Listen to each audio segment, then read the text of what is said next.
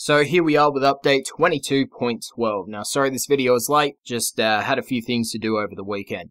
But here we are, starting it off with a large list of changes coming to the game, as well as new additions to the game as well. So starting this section off, we'll go over the additions. So they've added Drivable Dargyns into the game. You can find these around Grenier bases on the Plains of Eidolon. It's only in the Plains of Eidolon as well. You can find the Dargyns there, and they'll have 2 Dargyn pilots somewhere nearby, and as soon as they spot you, they'll start running towards these Dargyns. Now you'll need to kill them, or just hop into the Dargyn before they get there, and then you'll be able to drive the Dargyn. Now at the moment, these Dargyns are rather weak in terms of damage and health, but hopefully we will see these buffed in the future of the game. Moving on, DE also added the Gantulyst and the Hydrolyst into the game. Now I don't have footage of the fight or the enemies themselves, I only have the pictures that you're seeing on the screen. Basically they're larger versions of the Teralyst that we currently have, just with different moves and a different color set. So there'll be a link in the description with a full rundown of someone's post on Reddit just telling you how to spawn them. Now moving on, there's also another 2 things regarded to Teralyst. They've made a matchmaking bounty system for Teralyst hunting. So during the nighttime of the game, you'll have Eidolon Hunt Teralyst and Eidolon Hunt Teralyst, Gantulyst and Hydrolyst, which hopefully makes it easier for players to find each other and find a good squad when farming the Eidolons. So there's that for you, that'll only show up during nighttime. Also, Riven Transmutation. They've added that into the game, but sadly it's only tied to the Hydrolyst and it being captured, and it is still consumable, which is, you know, I think that's stupid, but you can leave what you think in the comments below. Moving on, we have extra additions to the game. They've made it so the companion incubator will no longer kill your pets when they run out of health or integrity, and for players that bought the upgrade for the incubator when that was a thing, you will now have a permanent discount for DNA stabilizers. They used to cost 75,000 for each player that owned that incubator segment, and now they will cost 5,000 only for the people that had that incubator segment purchased for them. Now they also added categories to Hock's store for different Zor parts and arcanes, just so you can navigate through his store easier. You can now buy up to 10 loadout slots, so if you've already purchased 5 before the update, you'll only be able to 5 as the maximum is currently 10 if you didn't understand that. They've added a new subcategory in the market for Archwing weapons. You can now see your customized operator in the diorama previews when purchasing items such as in Onko's stores. They've made it so operator arcanes are now listed in the arcane section of the codex. They've added a toggle between gilded and non-gilded crafted weapons, and they've also made sound adjustments into the game, such as boosting the bass and overall sound design of a number of weapons in the game. Now moving on to the main changes. Now this will be a long segment of the video. If you already seen the This Week in Warframe video where I covered the Warframe changes, you'll probably hear a lot of reoccurring stuff and changes regarding these Warframes, but there is different ones compared to when that first developer workshop was posted. But before I get into those changes, if you log into Warframe before the 17th of February, you will receive a Former bundle which comes with 3 Former, a 3-day affinity booster, and an Exilus mod adapter just to help you reformer some of your Warframes that have changed completely. Also, there's some general changes in terms of nullifiers and certain Warframe abilities that are separate to each individual frame's changes. So they've stated that when interacting with nullifiers, power-created avatars such as Atlas's Rumblers, Necros' Shadows of the Dead, and other such abilities will have their health drained instead of it instantly disappearing, which is pretty cool and something that I personally have been wanting in the game for a while, so that's a good change in my opinion. Now as for what I said about certain Warframe abilities, well, Ember's Fireball, Zephyr's Tailwind, and Hydroid's Barrage and Tentacle Swarm will now have their own little charge circle that will show you how much of the ability has been charged when you're charging it up. Now onto the major changes. Starting it off, we have Ash. Upon activating Bladestorm, you can now roam while your Ash clones will be killing those marked targets. But of course, if you do want to join into the cutscene action, you can still do so just by using your teleport on one of the marked enemies. They've also reduced the energy cost of Bladestorm's marks. It'll be 12 energy when you're visible and you've marked an enemy, and then 6 energy if you're invisible. Moving on, we have Atlas, which has one of the major reworks of this update. Starting it off, we have Landslide. Now, they've increased the contact radius of it at max rank from 1.5 meters to a simple 2 meters, and they've also made it so killing petrified enemies with Landslide will generate bonus rubble. Now, what is rubble? Well, it's the new mechanic tied to Atlas. So, when you use Petrify on a bunch of enemies and kill them using one of his abilities, or just by killing them, they will drop rubble.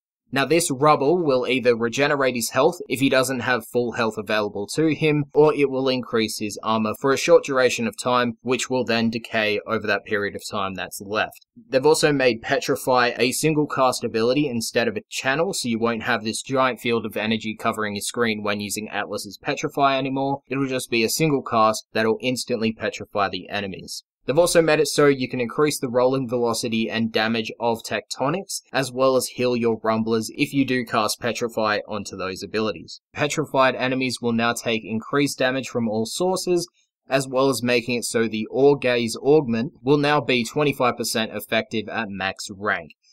As for his fourth ability, Rumblers, while casting them, it'll create an AoE effect around Atlas that will instantly petrify enemies that are within the casting range. Now, Rumblers will also create rubble when they expire, which will be based on how much health is left of those Rumblers, and that will only be when that ability runs out, not when they die. Moving on from Atlas, we have Banshee. Now, the only changes coming to Banshee will be Resonating Quake, which is her fourth ability, Augment. Now, they've made it so it's a single cast ability that will allow you to move freely, but it'll be an extremely low duration, and that wave will only hit enemies once. Moving on, we have changes to Chroma, specifically his Vex Armor and his Spectral Scream. So starting it off with Chroma, we have Spectral Scream. So what they've done here, they've allowed us to cast it while moving.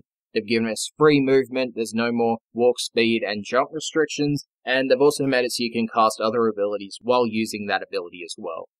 Now, as for Vex Armor, this is a very controversial change. Personally, I think it's fucking stupid that they've only done it now, but it is understandable. So what they did was make it so Vex Armor will now scale off of the base armor of Chroma. They've also made Vex Armor a recastable ability, as well as an aura, so that teammates around you can reap the benefits of Vex Armor. Moving on, once again, we have Ember.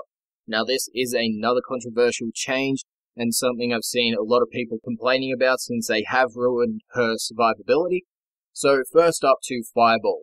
The ability can now be held down and charged for additional damage, and upon impact, the Fireball will leave behind a napalm-like flame that damages enemies. As for Fire Blast, it will now add heat damage to weapons that fire through it. As for World on Fire, that's the major change to Ember, and as it states, 5 seconds after casting, a percentage of the damage will begin counting up on the ability icon, and as this percentage scales from 0% to 100%, over the next 10 seconds after casting, the ability's energy cost and damage dealt both grow to double, but the ability radius shrinks to half, which has killed her survivability at high levels a lot. Moving on, once again, we have changes to Gara, specifically her Mass Vitrify. They've made it so the wall will scale based on health and shields of the enemies it glasses over, so the enemies caught within the initial cast, and the minimum value per target is affected by strength and armor. And they've made it so health gained by Mass Vitrify will be shown in the UI display. We then have changes to Hydroid, specifically Tidal Surge and Undertow. Enemies that are hit by Tidal Surge and Undertow will now be kept within the abilities and will not be flown out. Then we have Mirage. Mirage's Eclipse duration has been buffed and now matches Hall of Mirrors at max rank. So what they did to Banshee a while back, as for Mag, they increased the base energy pool of her normal frame to 125 energy, and for the Prime version, it is now 175. Now, outside of energy changes, polarized shards that are created by the ability will now scale based on power strength, as well as the percentage of the damage done to that specific enemy. They've also reworked the polarized augment. It will now make it so weapons hit by polarize are jammed for 4 seconds, and robotic enemies hit by polarize are disabled for 4 seconds. So Mag is now kind of like a irradiating disarm Loki.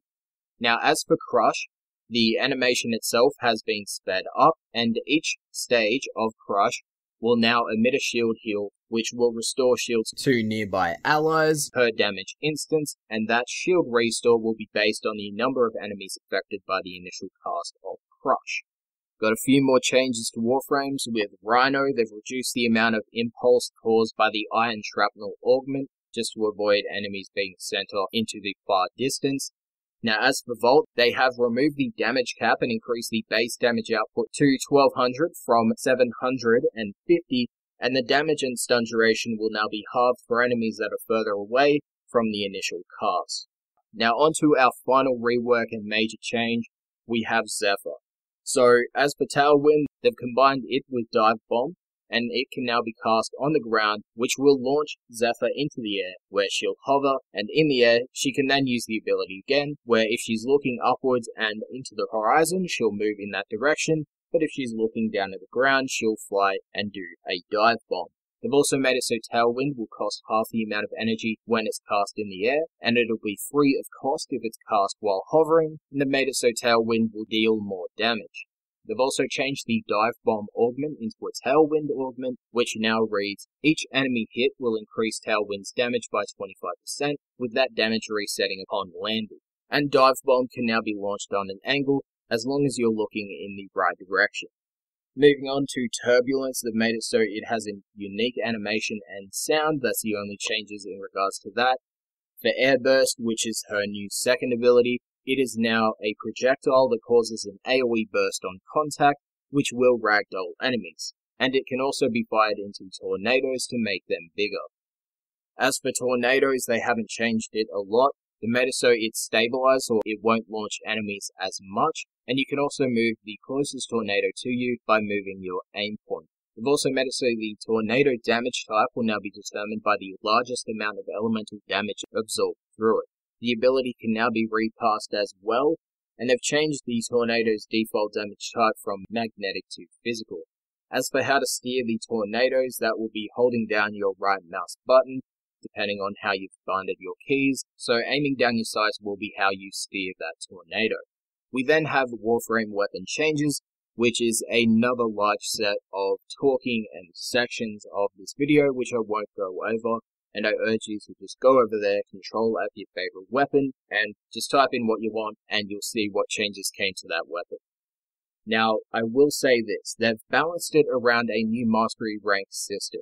So they have groupings. They have 0 to 3 mastery rank, 4 to 6 mastery rank, 7 to 9 mastery rank, 10 and 12, and 13 and 15. So that's how they've balanced these weapons in this patch.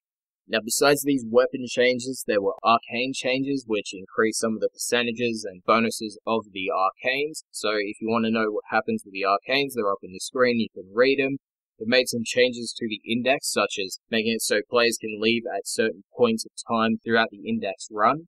So after you've completed the first set, which is collect 50 points, 75 points, or 100 points, depending on the tier that you're playing at, you'll be asked to leave. You'll have like a defense section pop up. Leave, yeah, nah, do what you want. And besides that, they've increased the required index points from 25, 50 to 100, to 50, 100 to 200. They've also halved the speed at which the enemies scale. They've changed the investment cost from 45,000, 60,000, 75,000 to 30,000, 40,000, 50,000. And they changed the credit returns from 120,000, 195, 275, to 105s, 175, and 250. However, the amount of profit that you earn from each tier will remain the same. They've made some changes to the Teralyst, which I should have mentioned earlier, but they've increased the Teralyst base level to 50.